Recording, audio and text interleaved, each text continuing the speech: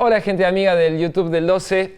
Estamos asistiendo a un hecho inédito e histórico. Se va nomás de la Unión Europea el Reino Unido. Estamos asistiendo al tan anunciado Brexit. Bueno, ¿cómo llegamos hasta acá? De la mano del analista Claudio Fantini.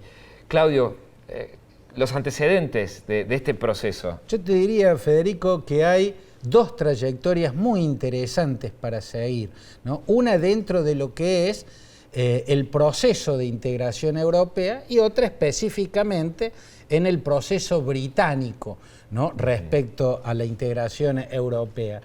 En ambos vemos que una tendencia que inicialmente se denominaba o se la llamaba euroescepticismo, primero nace en la izquierda y después se pasa a la derecha. Pero originalmente la corriente de los euroescépticos estaba compuesta por gente del campo de la izquierda. Inicialmente, y en el caso de Europa vemos que esta reacción contraria al proceso de integración no se da desde un primer momento. Los primeros pasos casi que tuvieron un consenso generalizado, en definitiva tal vez, Federico, porque desde los escombros de la Segunda Guerra Mundial, pasar de la confrontación que había provocado tantos desastres a la cooperación era una necesidad que nadie cuestionaba. Entonces, el primer paso, que fue los acuerdos de Alemania y Francia para la explotación conjunta del acero y del carbón, luego, en 1951, el acuerdo sobre que crea la Comunidad del Acero y del Carbón, al cual a Francia y Alemania se le suman Luxemburgo, Bélgica, Italia, Holanda. El tercer paso, que fue en 1957, los tratados de Roma, que fueron dos tratados que le dan ya forma al mercado común europeo y a la comunidad económica europea, casi que no tenían resistencia. La resistencia, diría Federico, aparece a partir de 1985, cuando Jacques Delors llega a la presidencia de la Comisión Europea, aupado por François Mitterrand y por Helmut Kohl, porque Jacques Delors, este presidente de la Comisión Europea, fue quien planteó la profundización de ese proceso integrador, llegando hacia una suerte de Estado supranacional. Parecido a la Unión Europea que hemos visto en estos últimos años. Que finalmente terminó convirtiéndose en eso, ¿no? Ese proceso que inicia Jacques Delors tiene ya sobre el final del mandato de Delors, viene el Tratado de Maastricht que crea el euro, la moneda única, y ahí la resistencia se hace mucho mayor. En el caso de Gran Bretaña... ¿Qué particularidades tuvo? Yo creo que la particularidad es que al Brexit, o sea, a la salida de Gran Bretaña del proceso integrador europeo, lo concreta el mismo partido que había integrado a Gran Bretaña dentro de Europa. O sea, el partido que puso a Gran Bretaña en el proceso integrador fue en este tiempo el que lo sacó de ese proceso. ¿Y cómo se da esa vuelta del destino, ese giro? Bueno, cuando uno observa la historia ve que fueron primer ministros conservadores los que quisieron llevar a Gran Bretaña al proceso de integración. El primero fue Macmillan a mediados de la década del 60, un primer ministro conservador que fue el primero que en 1961 reclamó al mercado común europeo que integre a Gran Bretaña. En 1963 fracasó en ese intento, pero luego va a venir el gobierno del primer ministro, también Tory, también conservador, Edward Heath, ¿no? Que reclama, y esta vez con éxito. En 1973 se incorpora el Reino Unido al proceso de integración europea. En el 75, un gobierno laborista, el de Harold Wilson, hace el primer referéndum para que los británicos digan si quieren seguir o si quieren salir.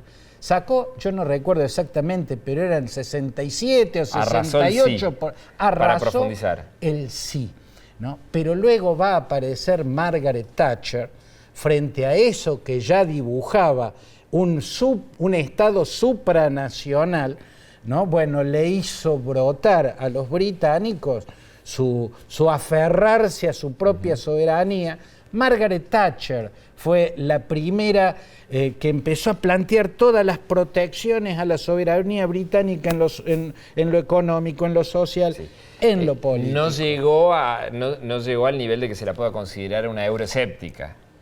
Lo merodeó. Algunos la consideran de ese modo. Lo que está claro es que nunca planteó la salida. Claro. A la salida la planteó no un dirigente Tory, no un dirigente del Partido Conservador, sino alguien que estaba en un partido que estaba a la derecha del más partido. Extremo.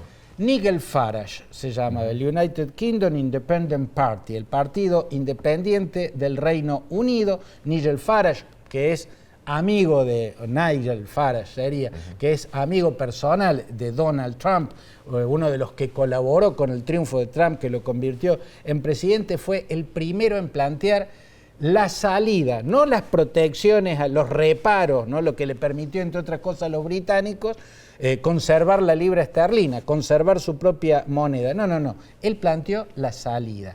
Ese paso luego se contagió al Partido Conservador, y quien fue alcalde de Londres, Boris Johnson, terminó siendo el principal vocero del pro salida dentro del Partido Conservador, y terminó siendo quien la concretó finalmente. Claudio, ¿qué apuntes podemos hacer, qué consideraciones podrías agregar sobre lo que vendrá?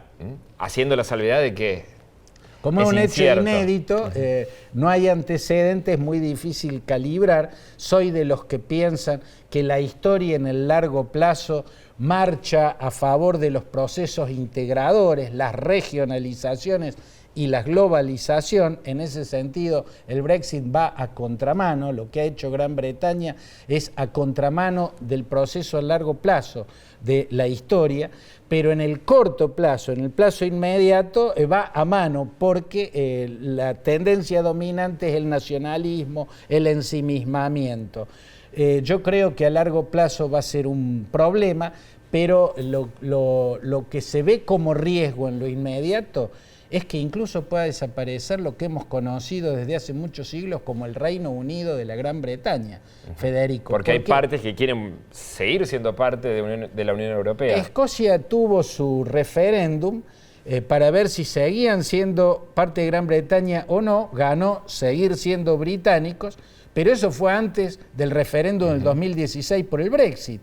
En ese referéndum, el que hizo David Cameron, también conservador, para ver si quedaban o se iban, los escoceses masivamente votaron por permanecer en Europa, y ahora se quedan afuera.